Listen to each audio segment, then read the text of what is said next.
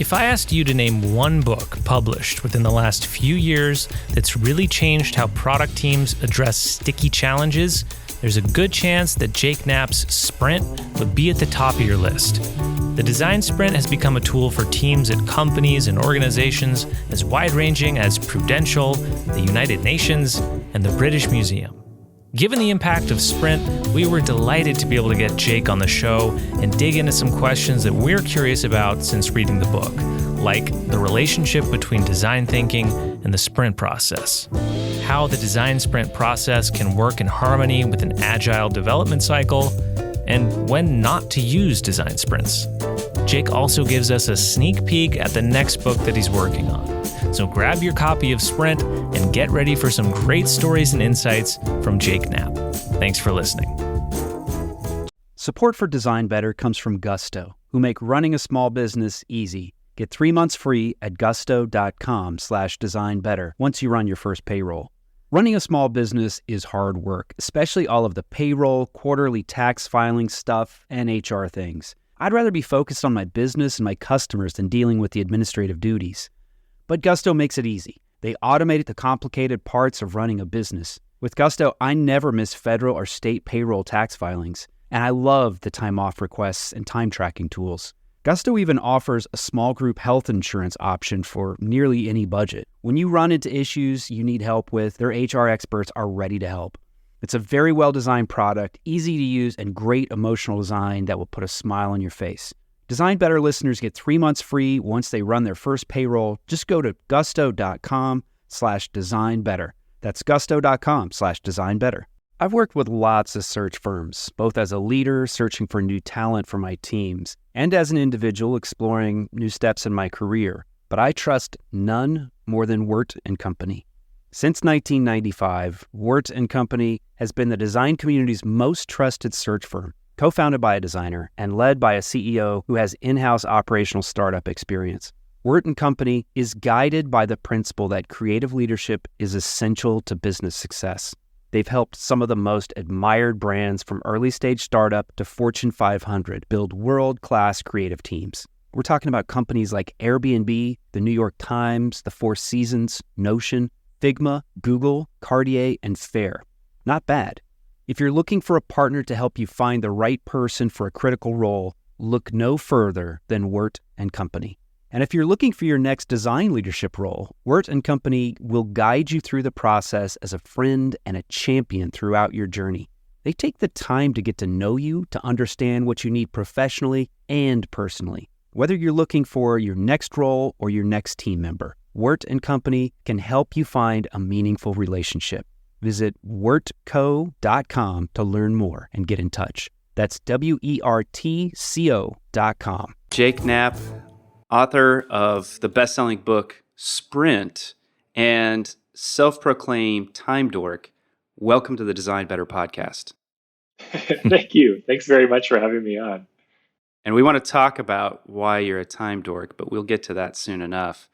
We're curious, tell us where the sprint idea started. It's clearly an idea that's taken over the design industry.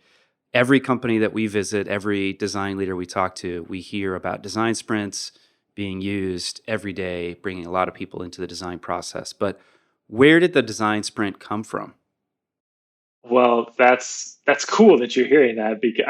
And I think the reality is that, like many things, like pretty much everything, it was stolen from other things that already existed.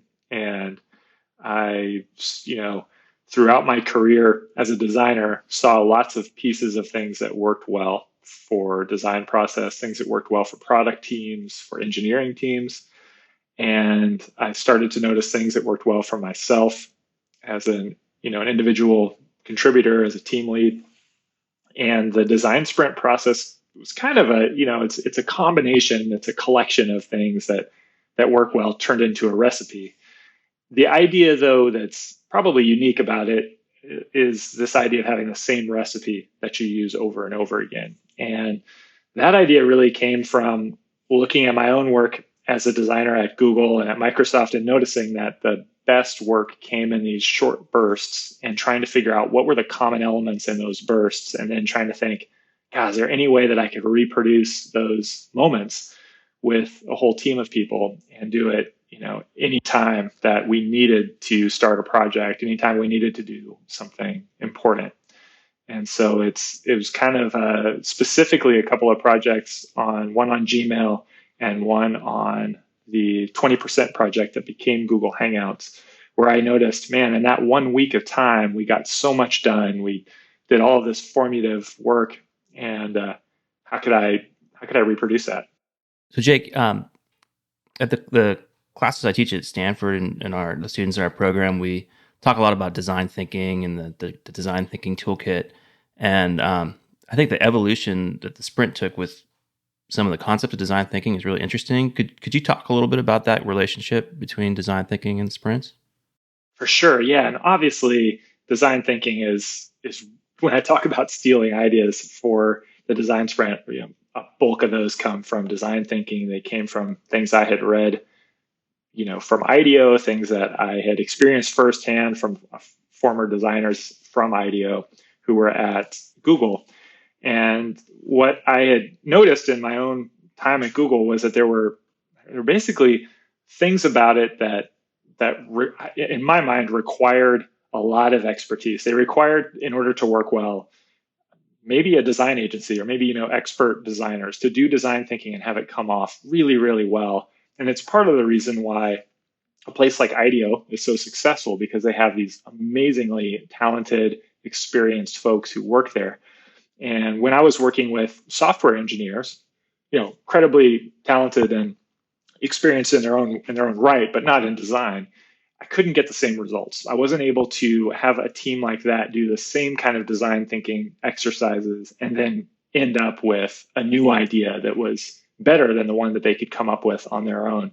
And as I started to notice things like that, where there were kind of tweaks that needed to be made for the realities of a diverse team of folks who have different skill sets, who work in different roles, working together, that's where I started this idea of like a checklist or a recipe where you could say, okay, how do we tweak that interaction? How do we kind of optimize that piece so it works for everyone, so that this piece builds on that piece and builds on that piece, so that I don't have to make it up each time or decide which toolkit I'm going to use, but the whole thing will work each and every time, even if somebody's coming in totally cold to this, has no background in design at all, or especially in design thinking. So that's probably where some of the differences start to come in, or just those tweaks on top, but it obviously comes from the exact same foundation. The design sprint process, as you're describing, there's a recipe or a process that can be followed, so you can get a lot of people involved, repeat that process, and be proactive.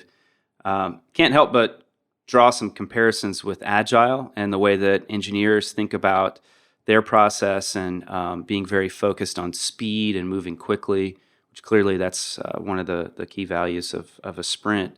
Can you talk a bit about how sprints as they are today, how that connects to agile development, if at all?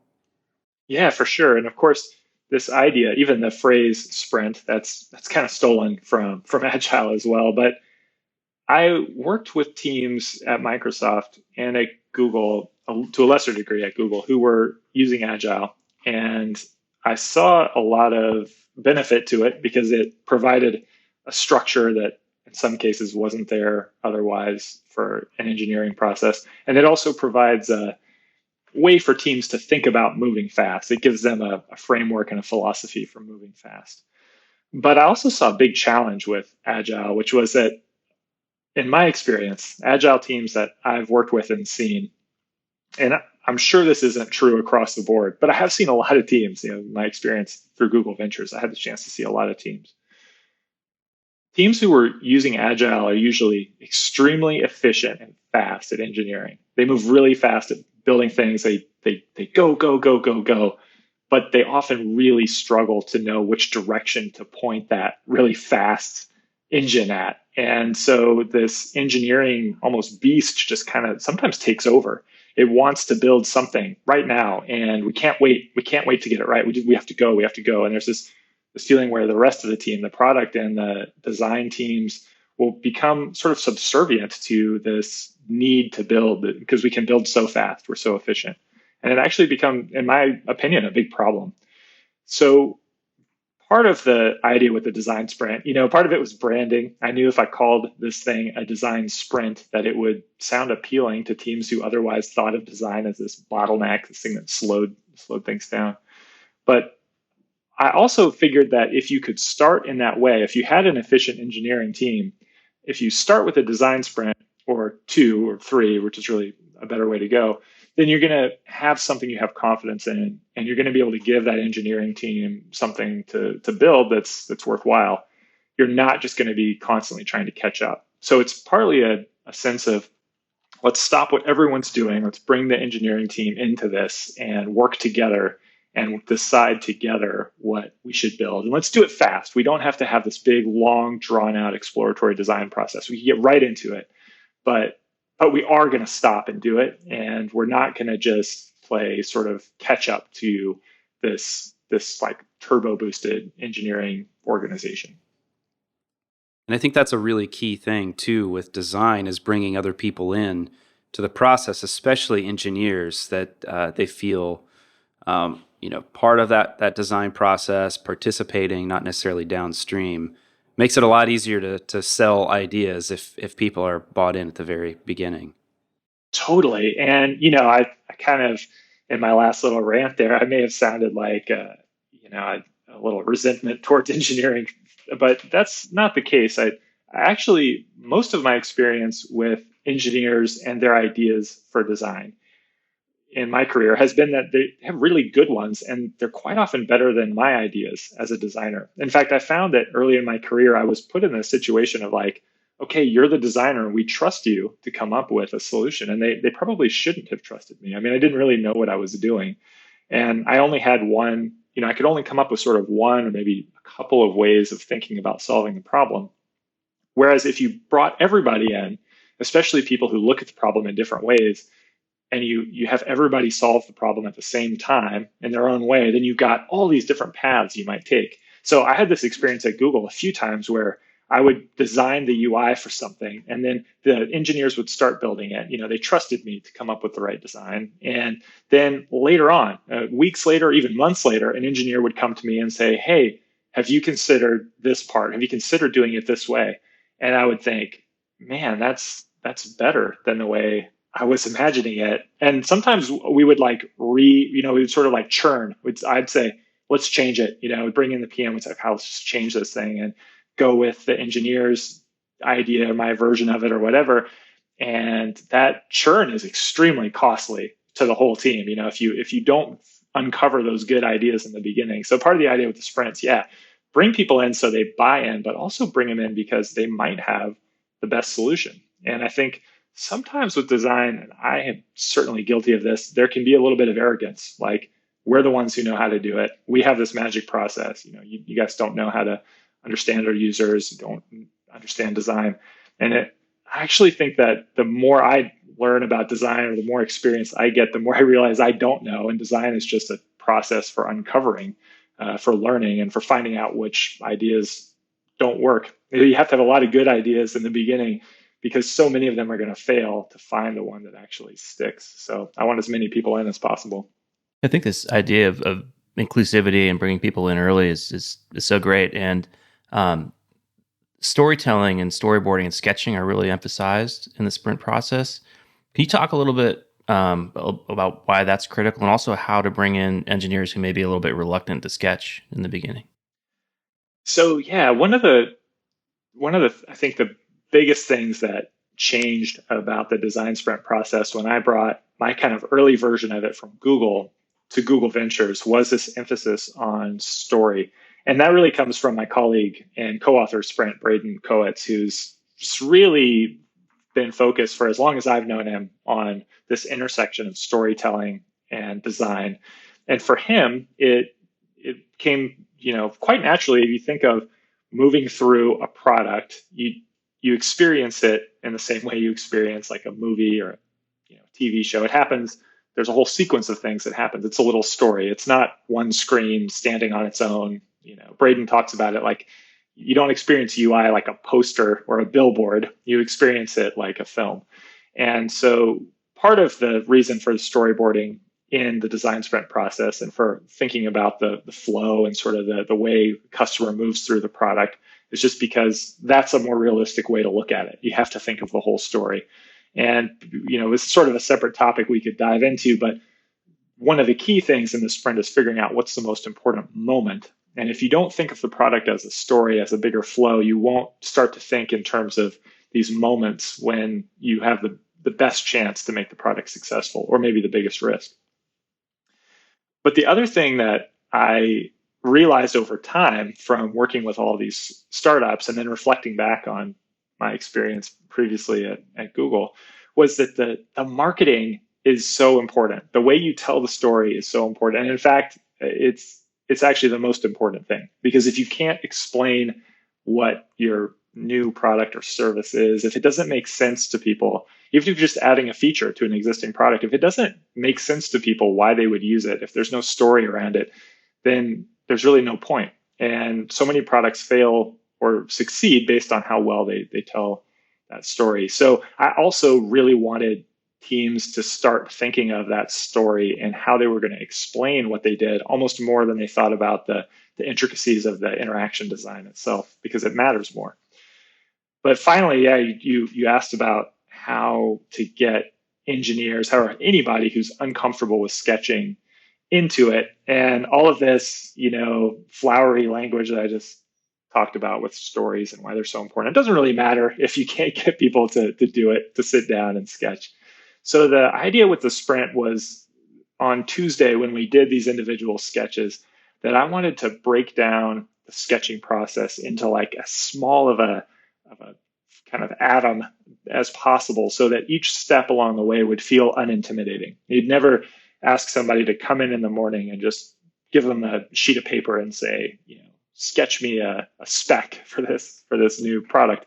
You kind of lead people along piece by piece. And that starts with showing them how designers think about elements. We do that with lightning demos and kind of patterns and recipes that are out there in the world, how to reuse those. And then we kind of go through step by step with note taking and sketching ideas before we work up to building out that storyboard. And I think that element of taking things apart piece by piece, that's something I learned from David Allen's Getting Things Done. And it's really powerful. If you break something down into pieces, it becomes unintimidating. Do sprints work for any type of design problems, or are there edges to what a sprint can deliver? Well, I'm tempted to say they work for anything, but I think they probably are edges to it. It works. I'll tell you, it works a lot better than I thought it did at first. My initial kind of hope with this was to come up with something that would work for consumer software over and over again. And I felt like if I could come up with a process that we could use at Google every time we're building a consumer software product, that would be amazing. And if it could change the way Google built consumer software products, that would be huge. And so my kind of goal for it was probably too small. I think when I came to Google Ventures and we started doing it with consumer software products, and it worked. And so that was cool because it worked outside of Google. So already I was surprised. And then when we had companies in the portfolio who were doing healthcare, who were doing robotics, retail, all kinds of different things. And so eventually, in order to help those companies, it just made sense to try doing a sprint. But my expectations were pretty low. And in fact, it worked. It's proved to work for all kinds of companies.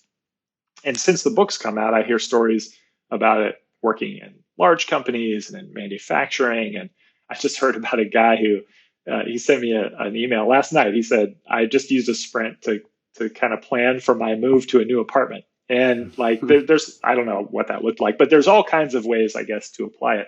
I think that to talk, though, about where the edges are, I think it's really when a problem is too small. That's one edge. So if you think of doing a sprint when you're at the point when you really should just be implementing, or when you're really just tweaking something and it's not a good use of everyone's time to clear their schedule, that's definitely one edge. And the other edge is, I think figuring out like a vision for a new business. And I I think there's probably some kind of recipe that could exist to help people come up with those new business opportunities. But to imagine that you're going to use a design sprint, you're going to go in and have no idea how to start your business. I hear people ask that question quite a bit, and I don't have confidence that the product is going to find you like a good business. It might tell you where the problems are with an idea that you already do have, or it might help you take some risks and prove out an idea. But I do think you have to come in with some sense of here's an opportunity, here's a challenge that we want to go after. I think you can't go in with a blank slate. So you mentioned that you were surprised at the different types of companies other than consumer software that sprints could work with. And during your time at Google Ventures, I'm sure you got to work with a lot of different verticals. But can you tell us a little bit about your perspective on the role that design plays and kind of some of the trends in these different verticals from what you saw at your time at GV?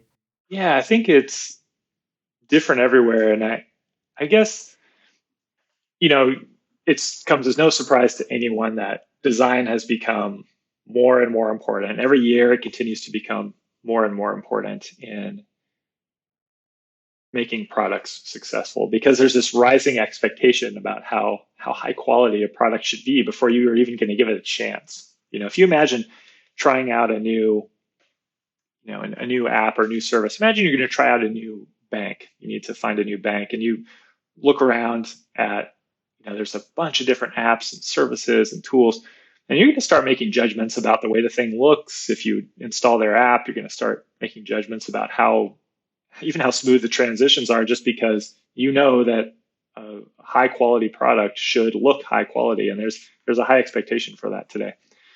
So everybody knows, and increasingly this is spreading to more and more industries, that they have to build high quality products. But to me, that is kind of an uninteresting part of design. Making things sort of higher and higher polished. It matters, it's valuable, but it's not the most interesting part. The most interesting part is in how design shapes the business, like whether the business exists, whether some new venture thing they're going to try out is going to work or not. And in that, sort of realm, I think design is increasingly, people are seeing it as a way to try out ideas, to test the validity of ideas, to get, bring teams together and share information across, someone who's maybe more of the product person on the team and someone who's like the engineering expert who understands what the technology can do.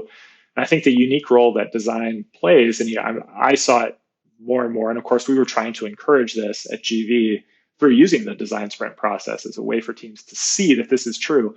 Design is a way for teams to envision what their future product might look like really quickly.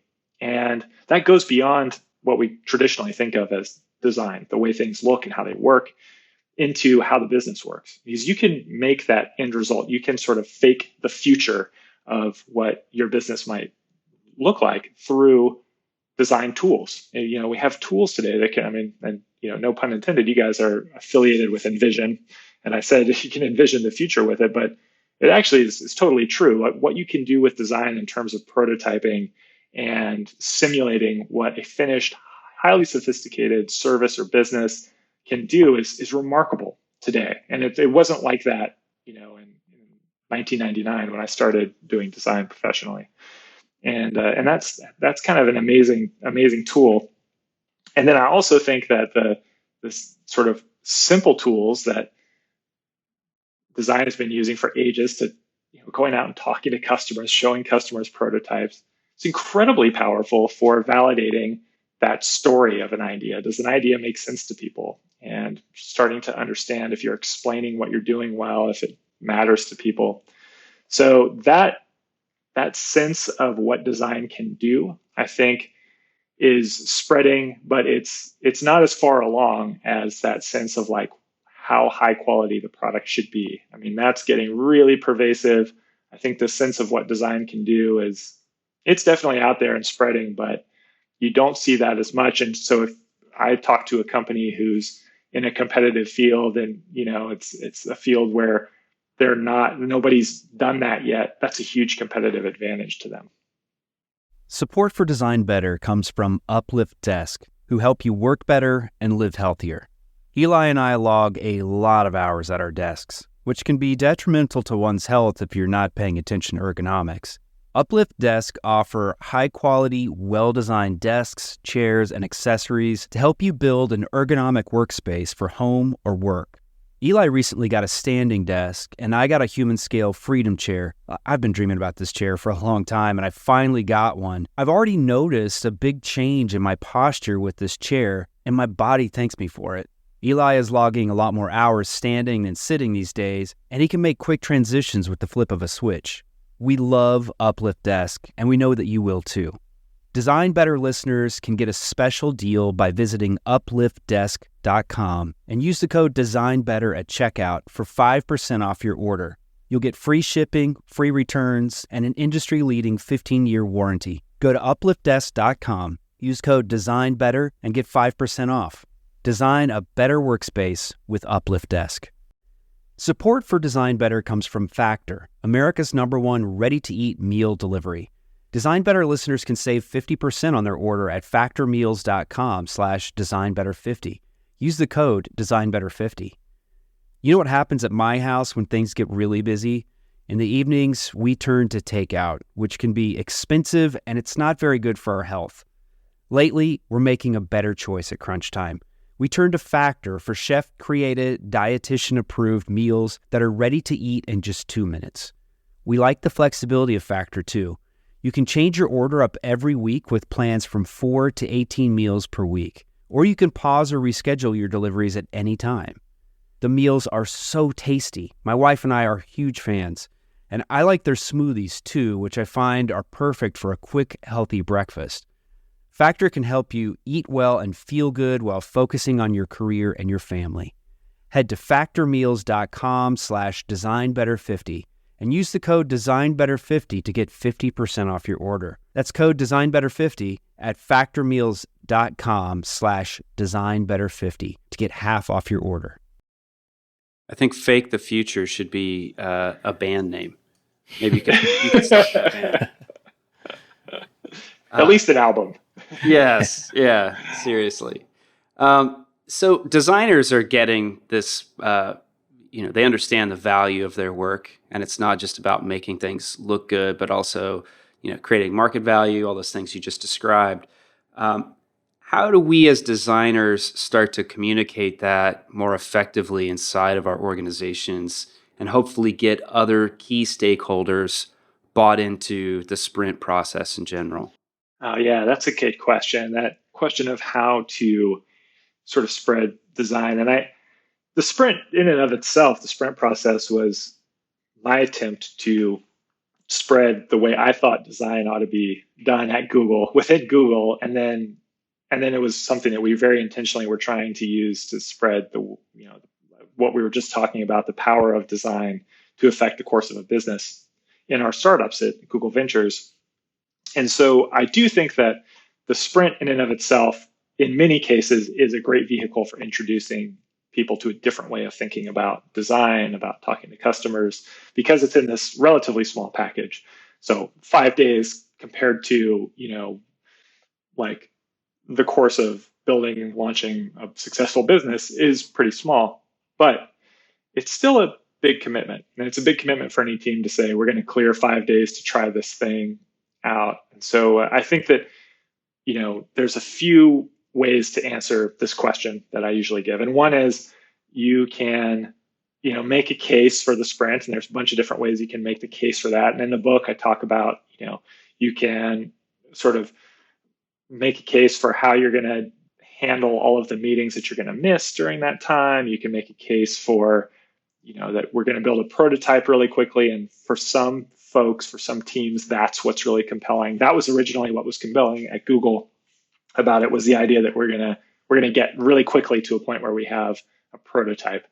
And sometimes that stuff is compelling, and you can make different kinds of arguments. You can just appeal to people's, you can be honest and say, I think we're moving too slow, and I think that we're not using our time well, and I think this might help.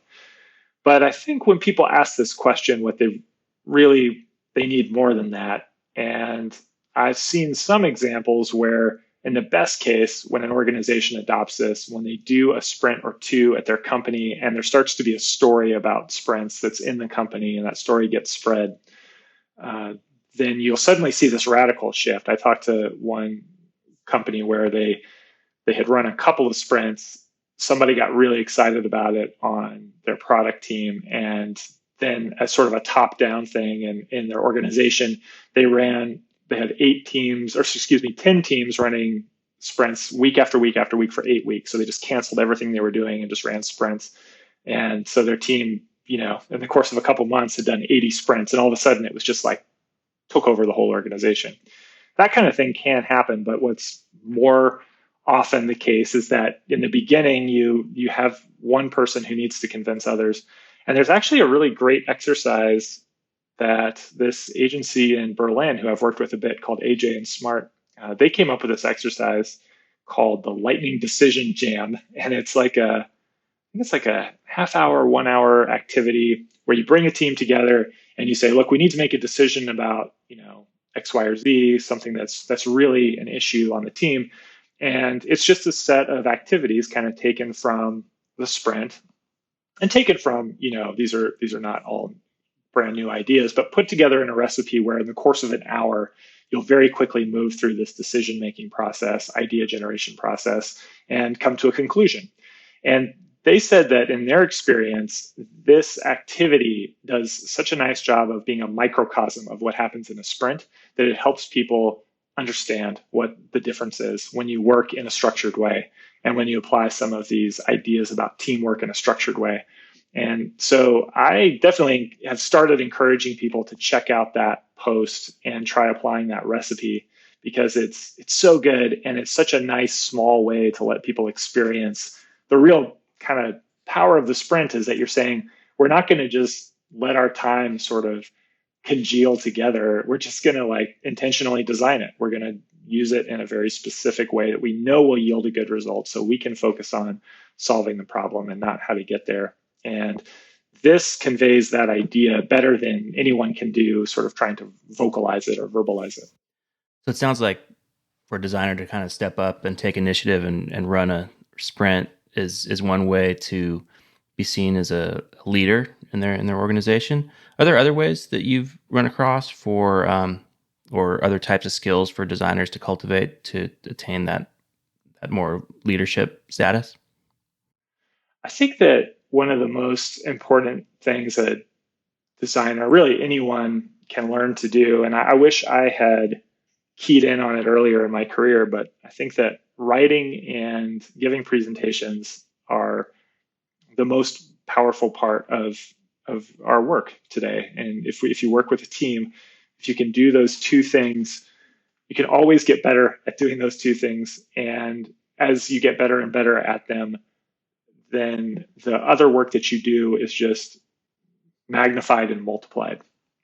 So if I can do, I do my design work, I do my job that I'm assigned to do, but if I can then explain it in a clear way to the rest of the team, if I understand how to both write about it, to blog about it, to put together a presentation that tells the story about why we're doing this, who's it for, why does it matter? That's a way to be seen as a leader within the team, but it's also a way that it goes both ways. So you start to think in terms of stories and explaining things, and that writing and that sense of storytelling comes back into your design work. And it's only natural that as people get better and better at articulating their thoughts, and I'm a bit of a rambler, as if anyone who's listened to this podcast and made it through this far can tell. I'm a bit of a rambler, so I always benefit from having the chance to prepare what I say, in text or in a slide deck before I start talking off the cuff. And the more you do that, you start to appear like what you're doing more, and that's the callous way to look at it. It really does make the quality of the work better, and it really does help the team understand better what's going on. But also, it's just in a very callous way, like you look like you know what you're talking about. And as you build confidence in communicating, that is, I think, what we need from leaders. We need them to mentor us. We need them to have expertise in their skills. Those things are important, but I actually think the most important thing for a leader to be able to do is to articulate that vision for what we're doing, to be able to explain what we're doing, to be able to think things through, synthesize information into a story. So whenever someone's like starting out as a designer, or at any point as a designer, and they ask me, what books should I, are there any books you recommend? And I tell them Sprint, of course, but but after that, no, but actually the book that was the most important to me as a designer was Made to Stick by Chip and Dan Heath, and it's about storytelling, about telling a story that's people remember, that they care about, and I think it's that way of thinking is so important. So I think that's where there's the biggest room to be, to learn to be a leader, and the biggest sort of opportunity to differentiate yourself. It does seem that your process and your former colleagues at GV, Braden, John, Daniel as well, that writing is an important part of what you guys do. And I'm curious if that is part of the thinking process that you guys kind of naturally gravitate towards, or if there's some other benefits that you guys have gotten over the years of writing about your process, about sharing that, whether it's in a very formal, wonderfully packaged book, or if it's a quick collection of thoughts on Medium. How does writing fit into the design process? Well, I'm sort of not the best person to answer this in some ways, and I mean I can't answer it in others. But I didn't think a lot about writing as part of the design process until I got to Google Ventures, and I was really interested in writing, and I had been working on this. I've been working on this adventure novel for years now, and I had started doing that before coming to GV. But I didn't. That was like fiction. I didn't think about this crossover between writing and design. I often thought, and I had read Made to Stick, and I was thinking about this notion of storytelling and of how do you tell the story about what you're doing. But that always for me took the form of presentations, and then also things like the flow within a product when you came in and moved through step by step. What was that story like? But I didn't think about words that much. And I think in watching John Zaraski, who has a background in journalism, the way he thinks about approaching a problem, he's really thinking about the words first. What's the headline? What, when he sketches up a design for, in a sprint, he was thinking about the words, and to him, the words mattered most. And I started to see over time, as we did sprint after sprint after sprint, that so often John's ideas would not only be the ones that seemed the most appealing on the wall, but they would then also become the most successful when we tested them. And it was because he was spent like 90% of his time just thinking about the words. The design was not, I'm sure that Jay-Z, if he's listening, would not be offended if I said his design itself was not always the most clever or, like beautiful or anything, but it made the most sense. He was able to explain what's going on here. And I started to realize, like, my God, that is actually the most important part. And as he put it to me, he's like, look, if you look at any UI, you basically can boil it down to text. It's like there's rectangles, sometimes a few icons, but the most important part of what we look at on any screen anywhere is the words. And if you get those words right, you've accomplished most of what has to happen. And so I think that starting off on paper, where you can't get caught up in the visual design of things, you can't get too caught up in the layout and how the components are going to work, and thinking about the words, and even starting off your design process. And I think this is the most important trick, by designing the marketing for the thing and figuring out what's the headline going to look like on the App Store or on our website, and what are the subheadlines going to be, what are people going to care about as they go through this, is really the way to infuse writing into the process. Anyway, I could go on about how kind of our path as a team to writing, but I'll pause there mid ramble. No worries. So, Aaron and I were curious, what was behind your decision to leave Google Ventures? Oh, yeah. Well, I mean, there's one big thing, and then I guess there's a million little things. But the big thing is that I had been wanting to write for a long time. And it's sometimes you start doing something, and if you give energy to it, it grows. It's like you're feeding the beast. And so for me, starting to write something that I wanted to do when I was a kid, and kind of got to this point in high school and college where I was so disappointed with the quality of my writing that I gave it up, which really in hindsight makes me like, that's kind of the one thing I would have done over. I've been very lucky in the way my career and things have worked out so well for me, but there's one thing that I would have shifted. It's that I shouldn't have given up on writing at that time. But I really kind of set it down for like 15 years because I wasn't satisfied with what I was doing. And if you ever want to like see the advice I should have taken at that time, there's a great video of Ira Glass on YouTube. It's kind of a crummy old video, but if you search for, I think, Ira Glass storytelling on current TV, there's a series of videos of him. And in one of them, he talks about how it's so hard when you start off doing something, because if you have good taste, you can tell that what you're making isn't that good. And he plays a clip of himself doing a radio show. So Ira Glass from This American Life. If anyone hasn't heard of that, it's a super successful radio program and podcast. It's usually like, if Serial isn't in action, This American Life is usually the number one podcast. And so he plays this clip of him at like age 29 or 30. He's been in radio for 10 years, and it's him doing this like little news snippet, and it's just terrible. Like he's making fun of himself as he plays it because it's so bad. And he says, look, like it takes a really long time to get good at this craft. And if you know that what you're doing is not that good, it can be really frustrating, but you can't give up. You have to just keep making a bulk of work, because it takes so many reps before your quality bar gets up to your taste. And I gave up.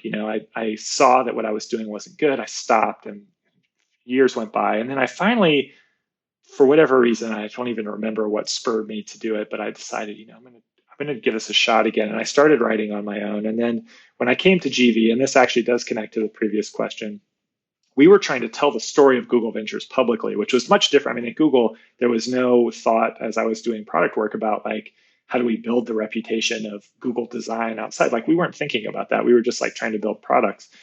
But at GV, we were this new venture fund. People were kind of skeptical of us, and we had to build this reputation. So we were blogging, and then all of a sudden I was doing this other kind of writing, and our whole team, through this process of wanting to share what we were doing and build our reputation, was learning how to write kind of together. I mean, there were good writers on the team, and every single person, Michael Margolis, Braden, John, Daniel, Kristen, who came onto our team later on, all great writers, but we also kind of together learned how to get there and how to be better at it. And so over the course of being at GV, writing obviously became like, I was writing more and more blog posts, and then writing the book.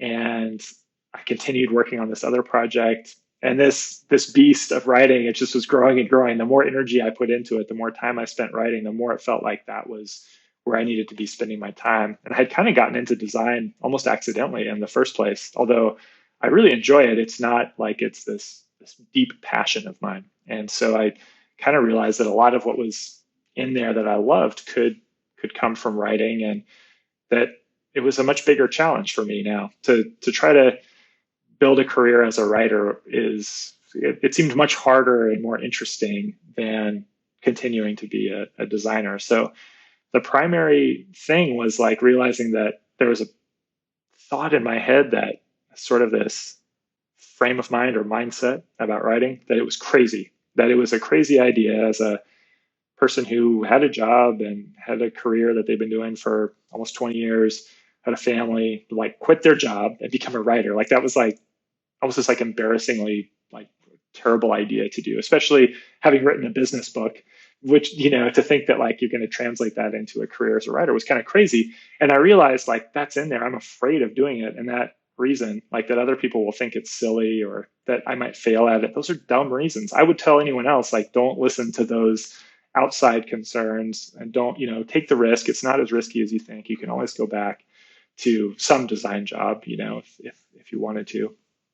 So I guess it kind of came down to realizing like, okay, that's a real thing. And then, sorry, this is a long answer, but coupled with that, my father had passed away recently, and I was just thinking about life is not that long, and you have to make the most of it. I didn't want to look back 10 years or 20 years from now and think, I wish I had done that. I wish I had given that a chance. And I wonder what would have happened if I had. And my parents had kind of modeled for me this idea of doing kind of crazy things. They left their sort of safe, normal life in Seattle and moved to this little island and kind of had to cobble together this life that was true to what they wanted to do, which was live on a farm in kind of the middle of nowhere. And so that's what I grew up with. And I thought, I need to step back and kind of question everything that's all these kind of defaults that are around me and try to be more true to what I want to do. So that was kind of the that's the story of it. And the time, I guess, was just right. So here I am. And kudos to you for making that transition, because it's hard, to take a leap and try a new thing, especially if that thing might not be already built into your identity, right? You make this transition and you have to forge this new identity for yourself. And it seems like there are a lot of folks in the industry that Eli and I have spoken with sort of behind the scenes, that they get to a certain point in their life and they realize, I need to try a new thing. I need to do something new, but it seems too scary to take that risk. So I think seeing people like you make that jump and be public about it is admirable and important. Well, thanks. I want to make sure I think the hardest thing in it is walking away from the external things that I was used to. The idea that you talk to somebody, I kind of freaked out right after leaving when I was traveling to another country and I had to write in a customs form. Like, you fill out the customs form and you fill out like what your occupation is.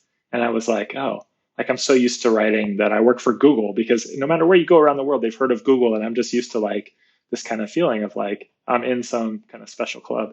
And to say like I'm a writer, like it was this really weird feeling. But all that stuff is like inside, it's inside my head.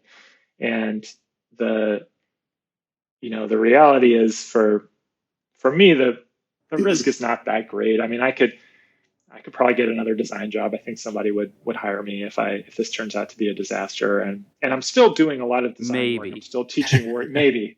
We'll see. Yeah. I shouldn't count on that too much. I'm still doing a lot of design work. I'm doing some advising with IDEO, and I'm teaching these workshops and kind of continuing to spread the word about sprints. But all that stuff is a small part of my time now. And, there's still, it's not this total. It's not like I went off into Alaska, and I'm in a cabin somewhere, totally cut off. But making that change internally that redefines who you are or takes away some of those labels that actually give you comfort, it can be hard. It's stupid that it's hard, but it was. Support for Design Better comes from Gusto, who make running a small business easy. Get 3 months free at gusto.com/designbetter once you run your first payroll. Running a small business is hard work, especially all of the payroll, quarterly tax filing stuff, and HR things. I'd rather be focused on my business and my customers than dealing with the administrative duties. But Gusto makes it easy. They automated the complicated parts of running a business. With Gusto, I never miss federal or state payroll tax filings, and I love the time off requests and time tracking tools. Gusto even offers a small group health insurance option for nearly any budget. When you run into issues you need help with, their HR experts are ready to help. It's a very well-designed product, easy to use, and great emotional design that will put a smile on your face. Design Better listeners get 3 months free once they run their first payroll. Just go to gusto.com/designbetter. That's gusto.com/designbetter. Can you talk a bit about the type of work that you're doing with IDEO as a visiting fellow? Yeah, that's a real new thing. So I've really only spent like 2.5 days with them so far. I kind of spend a day or two here or there. And the folks at IDEO are so cool. I had met Tim Brown earlier, actually, when I was starting off thinking about writing the sprint book. And I went to Tim. I had happened to be I sort of like elbowed my way into this call that there was an interview that Google for Entrepreneurs, the team that we worked with at GV, they were doing an interview with Tim Brown and Eric Ries. And I was like, oh my God, I would love to meet those two. And so I emailed the person who was putting on the interview and I said, could you include me in the interview? Because I could kind of talk about how what we do intersects with what they do. And she was very kind and allowed me in. And they were both very, very kind and let me in, even though I had no business really being on a call with those two folks, being in an interview with them. But you can see it. It's on YouTube, and you'll see. I don't know if you can tell from the call. I hope not. But I was super nervous and felt really. I really felt like a joke, an imposter up there. But because of that, I got to meet these two folks who I really admired, and both of them have been super generous with their time since then, and given me a lot of help in kind of trying to forge new paths at different times. But anyway, I'd met Tim at that time, and I talked to him about writing the book and the process, and like what if he thought it was worthwhile to write a book, and what it had done for IDEO, and also as you guys know, because you've just written a book and three books really. It does a lot for your thinking. I mean, it makes you think in a different way about what you do, and I think it elevates your thinking about your work. And he talked about that. Helps you crystallize and explain things better, and sometimes do better work, even just through the process of writing it. You know how to do what you're doing better. And that certainly happened with Sprint.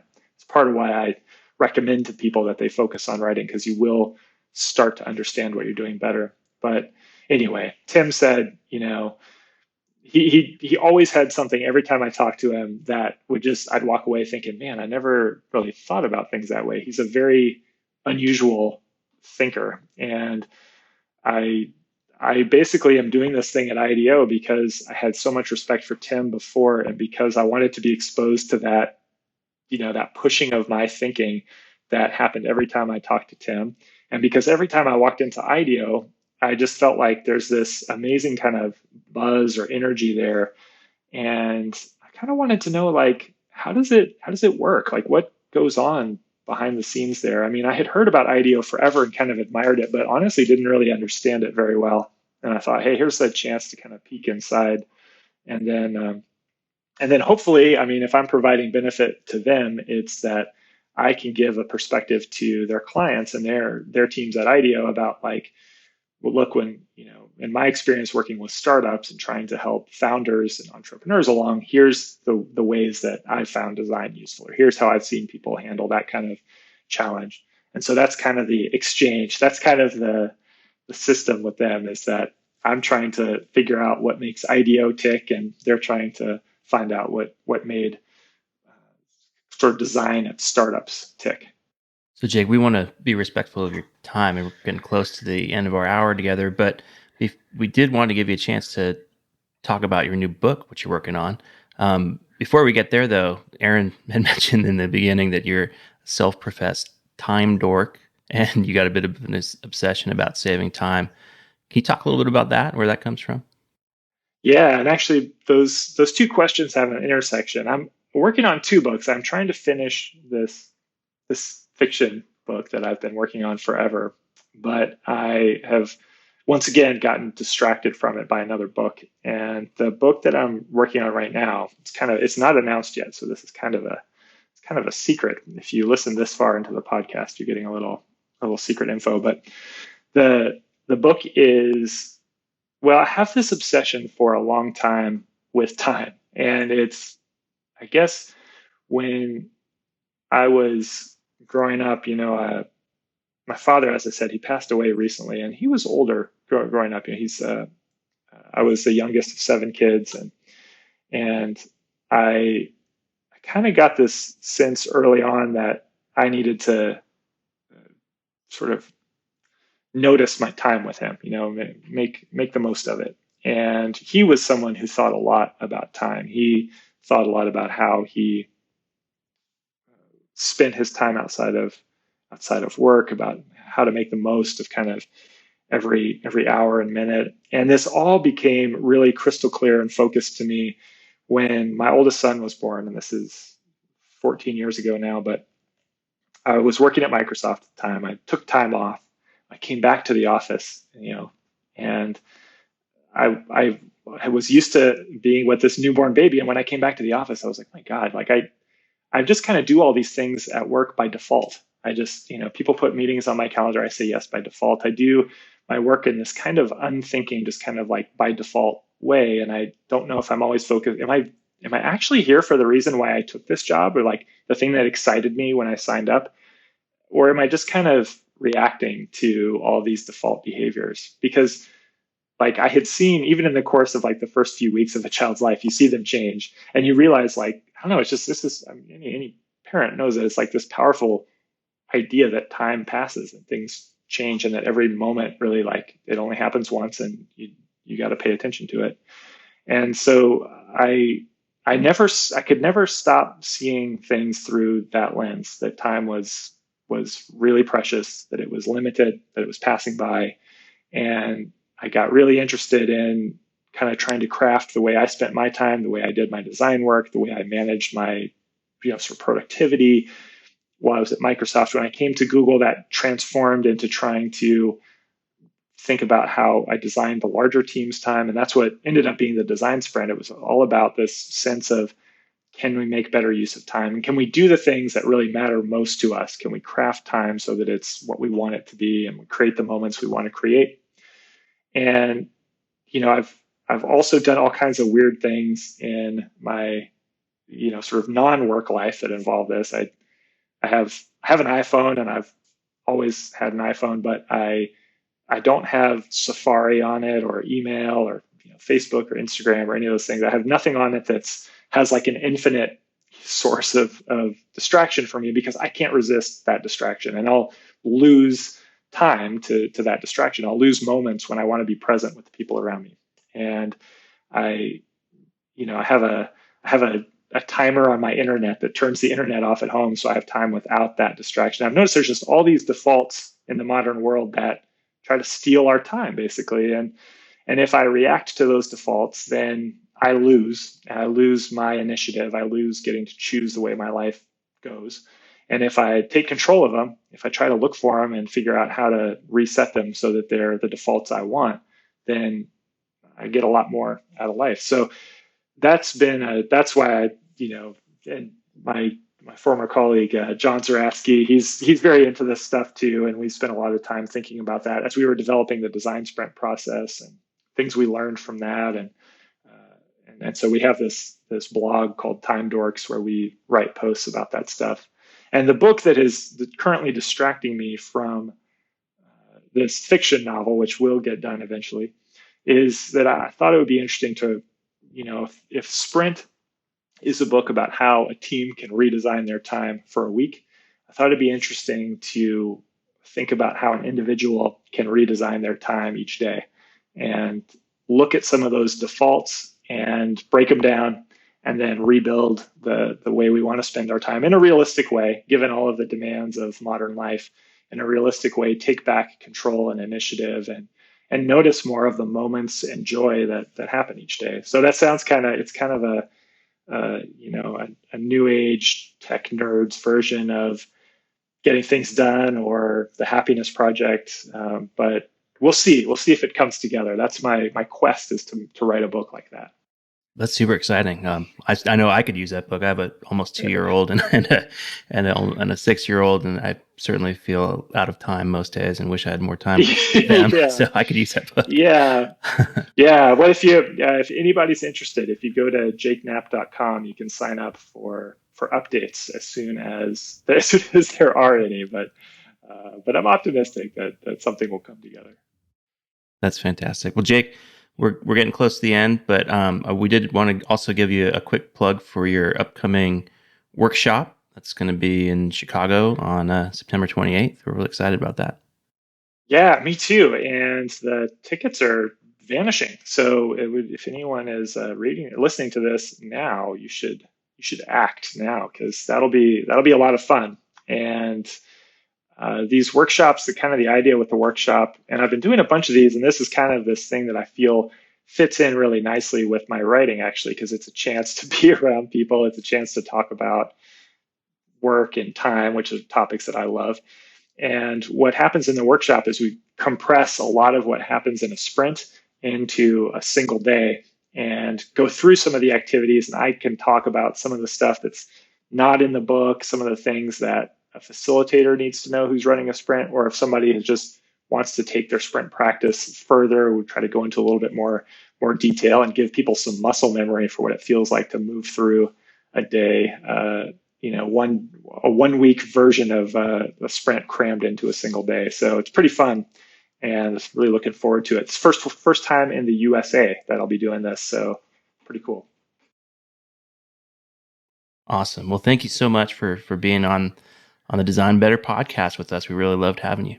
Hey, thanks for having me. Thanks for putting up with my long monologues, and it's great talking to you too. Look forward to next time. Thanks, Jake.